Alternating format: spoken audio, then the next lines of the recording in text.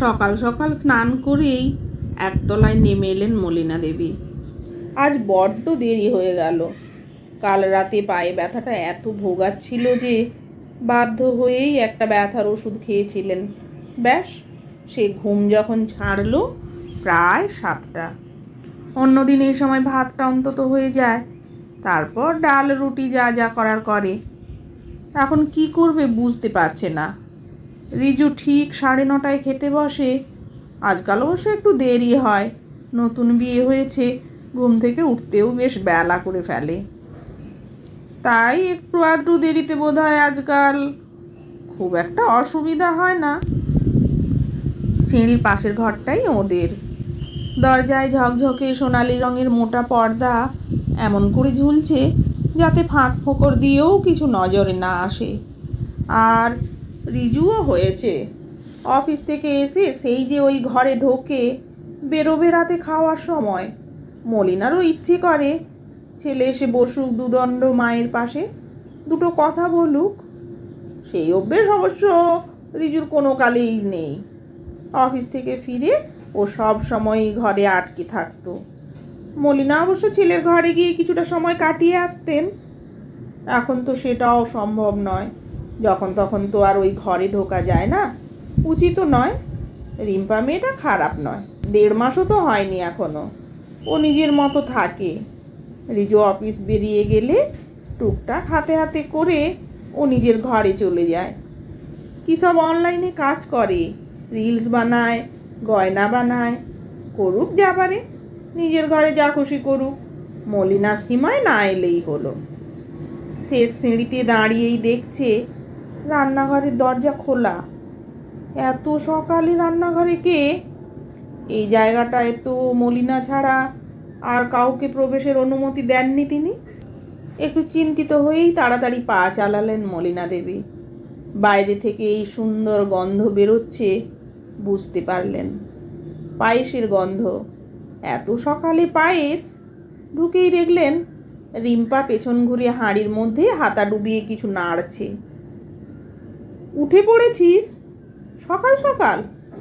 মলিনা বলতেই রিম্পা বলল, কাল রাতে তোমাকে বলা হয়নি, আজ বাবার জন্মদিন। সকাল সকাল একটু যাব আমি আর রিজু, জানোই তো মা নেই, বাবার ভালো মন্দ যে কোনো দিন মানেই আমি। রিম্পা কি অকপটে সবটা বলছে, কি রান্না করছে, কি উদ্দেশ্য নিয়ে করছে, সবটা। কত সাবলীল হয় আজকালকার মেয়েরা। মনে পড়ল নিজের বউ হয়ে আসা সময়কার দিনগুলো। গ্যাস মুছে নিয়েছিলি? জিজ্ঞেস করলেন মলিনা দেবী। রিম্পা অবাক হয়ে তাকালো, তারপর হেসে বলল, সে কি গো, তুমি তো রাতেই ওভেন পরিষ্কার করলে। রিম্পা চোখে মুখে বিস্ময়। মলিনা দেবীর একটু বিরক্ত লাগলেও বুঝতে না দিয়ে বলল, আগুন মানে হচ্ছে অগ্নিদেব, সকালে তাকে পরিষ্কার করে জ্বালাতে পারলে ভালো। আর রাতের জামা পরেই বোধহয় তুই পায়েস রাঁধতে এসেছিস। সকালে রান্নাঘরে ঢোকার আগে রাতের জামা কাপড় ছেড়ে নিতে হয়। বলেই যাচ্ছে মলিনা। রিম্পার সেদিকে কোনো কান নেই। ও তখন মনের সুখে কাজু কিশমিশ মেশাচ্ছে পায়েসে। অপূর্ব গন্ধ বেরিয়েছে। নাক টেনে ঘ্রাণ নিলেন মলিনা দেবী। আজকালকার মেয়েরা যেন সব দিক থেকেই এক্সপার্ট। মনে আছে মলিনা দেবী যখন প্রথম রান্নাঘরে ঢোকে, সেদিন একরকম বাধ্য হয়েই। জ্বরে উঠতে পারছিলেন না ওনার শাশুড়ি। রিজু তখন 3 মাস। বাড়ির সবার জন্য ভাতে ভাত করেছিলেন শুধু, তাও ভয়ে ভয়ে। কিন্তু প্রথম দিন রান্না করেই খুব মজা পেয়েছিলেন। যখন খেতে বসে সবাই তৃপ্তি করে ওই ভাত ডাল আলু সেদ্ধটুকুই খেয়েছিল, ওই ডালটুকুরও কি প্রশংসা করেছিলেন মলিনা দেবীর শ্বশুর মশাই। সেই লোভেই কতবার রান্নাঘরে ঢোকার চেষ্টা করেছিলেন মলিনা দেবী, কিন্তু প্রতিবারই আটকে দিয়েছিলেন ওনার শাশুড়ি লক্ষ্মী দেবী। ওর একটাই কথা, যতদিন আমি বেঁচে আছি সুখ করে নে। সেটাই সত্যি ভাবতেন মলিনা দেবী, কিন্তু আজ শাশুড়ির জায়গায় এসে বুঝেছে আসলটা কি। রান্নার গন্ধটা লেগেই আছে নাকে। রিম্পা ভালোই করেছে বোধহয় পায়েসটা। ভাবনাটা আসতেই অস্বস্তি লাগতে শুরু করলো। তাড়াতাড়ি কর রে, এরপর কখন রান্না বসাবো, কখন রিজু খাবে, টিফিন মাছ। ও, তুই তো আবার বললি তোরা ওই বাড়ি যাবি, রিজু অফিস যাবে না? জিজ্ঞেস করলো মলিনা দেবী একটু ব্যাঁকা সুরেই। আমরা না, তুমিও যাবে আমাদের সাথে। ও পৌঁছে দিয়ে অফিস যাবে, ফেরার সময় আমাদের নিয়ে ফিরে আসবে। আর ওর ভাত ডাল নিয়ে ভেবো না, আমি চিকেন ভাত করে দিয়েছি, তুমি তাড়াতাড়ি তৈরি হও। রিম্পা নির্দ্বিধায় বলে যাচ্ছে, ধরেই নিয়েছে মলিনা দেবীও যাবে। কি করে এত অধিকার বোধ জন্মায় বুঝতে পারে না মলিনা দেবী। অথচ মলিনা দেবী নিজে যে কোনো কাজ করার আগে শাশুড়িকে 50 বার জিজ্ঞেস করতো। যদিও রিম্পাদির বাড়ি যেতে খারাপ লাগে না মলিনা দেবীর, সুশোভনবাবু বেশ মার্জিত। দুজনের মধ্যে গীতা শ্লোক নিয়ে যে এত আলোচনা চলে এটা বেশ পছন্দের। কিন্তু তাও আজ খুব বিরক্ত লাগছে। সকালে গ্যাস মোছা নেই, কিছু নেই, চিকেন রান্না হয়ে গেল সেই ওভেনেই পায়েস। উফ, তুই এঁটো কাটা কিছুই মানিস না দেখছি, চিকেন পায়েস ছুঁয়ে একসার করেছিস, একটু রেগেই বললেন মলিনা দেবী। রিম্পা হেসে বলল, তা হয় নাকি, ওই দেখো চিকেনের কড়াই ওখানে নামানো, আর নতুন হাঁড়ি বের করে এনেছি আমি, বিয়ে থেকে যেন দিয়েছিল, তখন অবাক হলেও এখন বেশ ভালো লাগছে। হাতা খুন্তি সব নতুন। তুমি বরং তোমার পুরনোগুলো এবার বাতিল করে দাও, আমি সব নতুন এনে দেব। রান্নাঘরে তেলকালি মাখিয়ে কি অবস্থা হয়েছে, আমি চিমনি লাগিয়ে নতুন ঝকঝকে করে দেব। কত স্বপ্ন দেখাচ্ছে রিম্পা। মলিনা দেবীর তো খুশি হয়ে যাওয়ার কথা, কিন্তু ভীষণ রাগ হচ্ছে। এই হাতা খুন্তি ওভেন এমনকি তেল কালি এগুলো সব মলিনার একান্ত ব্যক্তিগত, কিছু শাশুড়ির কিছু নিজের, সব নিয়ে রান্নাঘর আঁকড়ে বেঁচে আছেন তিনি। নিত্য নতুন রান্না করলে আগে স্বামী আর ছেলে প্রশংসা করত, এখন শুধু ছেলে করলেই মন শান্তি হয়ে যায়। এটাই তো ওর পৃথিবী। এতেও যদি কেউ ঢুকতেই চায়, না না, এটা কিছুতেই হতে দেবেন না মলিনা দেবী। ওপরেও রান্নাঘর আছে, কিন্তু ব্যবহার করা হয় না, চাইলে ওটাকে গুছিয়ে নিক, কিন্তু এটা কিছুতেই ছাড়বেন না মলিনা দেবী। কি আছে ওর? না স্বামী, না আত্মীয়, না বাবা, যাও এক ছেলে আছে, তাও ধীরে ধীরে দূরে চলে যাচ্ছে।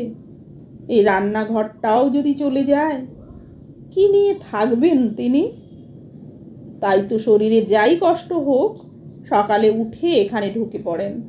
না না, ওকে বলতে হবে এসব চলবে না। ওর হাতা খুন্তি কড়াই এসব ওর নিজস্ব, ওর মনের কত কথা জানে, তার চোখের জল ওদের ছুঁয়েছে। শোন না, নতুন জিনিসগুলো থাক, ওগুলো দিয়ে তুই ওপরে রান্না কর, এগুলো বরং আমার থাক নিচেই, এতদিনের অভ্যেস আমার। মলিনা দেবীর বলা কথা শেষ হওয়ার আগেই মুখে 1 চামচ পায়েস ঢুকিয়ে দিল রিম্পা। সে কি হবে পরে দেখব, এখন খেয়ে দেখো তো তোমার মতো হলো কি না। চোখ বন্ধ করে ফেললেন মলিনা দেবী। কি অপূর্ব স্বাদ, এই স্বাদের লোভে পড়ে গেলে তো ছেলেটা আরও দূরে চলে যাবে। একটু ভয় পেলেন মলিনা দেবী। মা, আজ এই বাড়িতে তুমি একটু পোলাও আর খাসির মাংসটা রান্না করে দেবে, আমি সব করে দেব তোমার হাতে হাতে। মলিনা দেবী খানিকটা খুশি হলেও বুঝতে পারছেন না মেয়েটাকে, কিন্তু রান্নার প্রশংসা করেছে তাই খারাপও লাগছে না। পায়েসটাও তোমাকেই বলতাম, সকালে উঠে গিয়ে দেখলাম তোমার ঘর তখনও বন্ধ, ডাকতে খারাপ লাগছিল, রাতে বললে পা ব্যথা করছে, তারপর এসে ওর ভাত চিকেনটা করলাম, তখনও তুমি ওঠোনি। আমিষ নিরামিষ বাসনগুলো এখনও চেনা হয়ে ওঠেনি, তাই বাধ্য হয়ে নতুনগুলো বের করলাম। দেখলাম টিভির ঘরের আলমারিতে তোমার রান্নার খাতা, প্রথমেই পায়েস, কপি আর পেস্ট করলাম। ইস, কি দারুণ রান্না করো তুমি, বলেই রিম্পা জড়িয়ে ধরল মলিনাকে। মলিনা দেবীর মনটা হঠাৎ ভালো হয়ে গেল। ওভেনে বসানো চকচকে হাঁড়ি আর নতুন খুন্তিটা বেশ দেখতে, গায়ে আবার ডিজাইন করা। থাক, রান্নাঘরে ওগুলো। পুরনোদের সাথে নতুনদের জায়গা না দিলে নতুনগুলোই বা কোথায় থাকবে। এভাবে ভেবেই মনটা ভালো হয়ে গেল মলিনার। সে তুই যতই টুকে কর, তোর হাতে রান্না আছে। রিম্পা দুই হাত কপালে ঠেকিয়ে বলল, রক্ষা করো, তোমার মতো পারবো না। একদিন ঠিক আছে, রোজ রোজ করলে তোমাদের না খেয়েই থাকতে হবে। তার থেকে বরং রান্নাঘরটা একটু সাজিয়ে তোমার রান্নার রিলস বানাবো, দেখবে লোকজন কেমন ভালোবাসবে। নাম দেব রান্নাঘর। এত স্বপ্ন দেখাচ্ছে রিম্পা যে মলিনা দেবী চোখ ঘুরিয়ে দেখছে রান্নাঘরটা। মনে মনে ঠিক করলেন কোথায় কি রাখবেন, কোথায় কি রং করবেন, চিমনিটা লাগালে কেমন লাগবে। মনটা ভালো হয়ে যাচ্ছে এটা ভেবে। মলিনা দেবীর এই ছোট্ট আকাশ কি সুন্দর সেজে উঠবে, খুশি না হয়ে পারে? সত্যি রিম্পা বুদ্ধিমতী, তাই জোর না খাটিয়েও কি সুন্দর সাজিয়ে নিল সবটা। বোকা তো মলিনা দেবী ছিলেন। ও যখন বউ ছিল একটুও বুদ্ধি ছিল না মাথায়, শুধু শুধু প্রতিযোগিতা করে কষ্ট পেত। থাক না, নতুন পুরনো এভাবে মিলেমিশে থাক, তবেই তো মজবুত হবে রান্নাঘর।